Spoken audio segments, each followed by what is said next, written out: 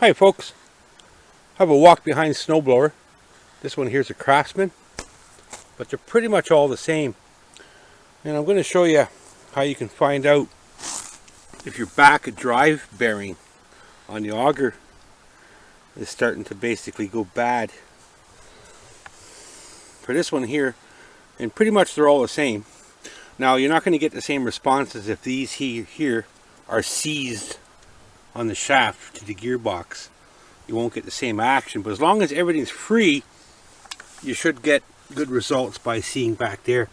When you take a real good look back there, you'll see when I'm going to move this up and down this way, you'll see back there, watch it move.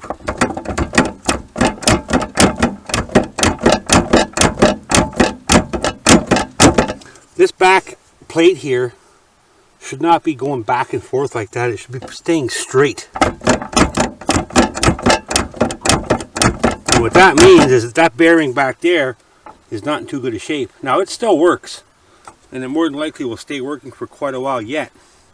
But at one point or another, it's going to create some further grief. So I'm going to change this bearing out and save myself that grief that will be happening at an unknown time. And it's really easy to change that bearing. On most of the snow blowers, they're pretty much all the same. This portion here will separate away from this portion back here, and there's just a few bolts here that basically keep it intact. Now there's a plate, I'm not going to go too deep into it, but there's a plate underneath that needs to come off, and then there's a couple bolts on the side.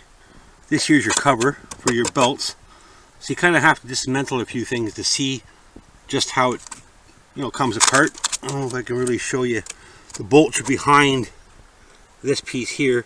There's a bolt back here that's going to undo, and the same thing on the other side, which is going to free up this portion to this portion. It'll separate, and as soon as you separate that, there's a pulley.